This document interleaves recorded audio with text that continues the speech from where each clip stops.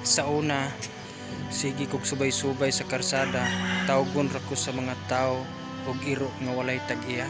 Kay nagsigari kog lakaw sa dalan, walay puntarya og asa ang padulungan. Pero karon naglakaw ko sa karsada, lakaw ko sa dalan, aduna nay puntarya ang akong padulungan. Tungod kay naningkamot na ko para sa akong pamilya, para mabuhi na ko ang akong mga pamilya ug masuportaan ako sila nga makahuman sila sa ilang pag-eskwela. Salamat kayo sa inyong pag-judge sa unang nga panahon. Amo diretso ra ko og katigulang di ko moagid ka uli tao kay pagtan-aw ninyo piso ra gid in taon ko kayo ug ultimo nga pagkatao. Gibayaan og sayo og ginikanan, dinaog-daog sa mga kaliwatan. Karon ani ana nagsigig subay sa dalan para makabot ang pangarap ug mahatagan og kaugmaon ang pamilya nga dili sila magsunod sa akong naagian. Kung unsa man kalisod ang akong naagian, akong ipatagamtam sa akong mga anak o sa akong pamilya nga dili nila masunod ang kasakit ang akong naagian sa unang panahon. Ayaw ninyo i-judge ang tao. Ayaw ninyo buhatag istorya ang tao nga bati nga istorya. Kay wa mo kibaw sa plano sa tao. Ang tao naningkamot, wala nangayo ninyo. Kung unsa may inyong nakita sa tao, kung kabus man, kung wala may grado, tan-aw lang mo. Kay ang tao wala man kapangayo ninyo, ningkamot man siya aron mabuhi ang iyang pamilya. Kasagaran ko na to mga tao nga judgmental ra ta kaayo. Pagtan-aw na to sa tao nga ubos ra kaayo, ato dayong i-lockdown ang tao. Samot na pagtan-aw ninyo walay grado. Pero mo na isuod sa inyong hunahuna, isuod sa inyong uto, kadaghang graduhan ug ipakaulawan sa walay grado. Kay mas mayo pa ang walay grado walay iliskwelahan, kay kaantigo pa maniid sa insaktong pamatasan. Sana all. Fear nito ang tanan, dili unfair.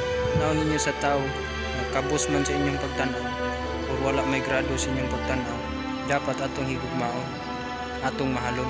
Dili nato sila padunggon og bati nga istorya, kay pareho ra tang tawo masakitan. Aduna tay matag usa ka kasing-kasing nga dili makadawat sa mga bati nga mga inistoryahan. Higugmaon nato ang tawo sama sa paghigugma nato sa atong kaugalingon. Dili ta mangyatak og katungod, kay tawo ra ta mga binuhat sa Dios. Sa imong pagyatak sa katungod sa tao, sama ra ka nga nagyatak sa katungod sa Dios. Kay gibuhat ka sa Dios sama siyang hitsura. Ayaw i-judge ang tao. Kay nag-judge ka sa tao, sama ra kang nag-judge sa Ginoo. Una-una nga ang tao matag usa adunay respeto. Wala mo kaayon sa respeto sa ubang tao. Tan-aw lang mo. Ayaw mo diretso. Nga inyong i-judge og diretso ang tao. Kay ang tao unay matag usa ka plano. Naningkamot sila para sa sila mo asenso.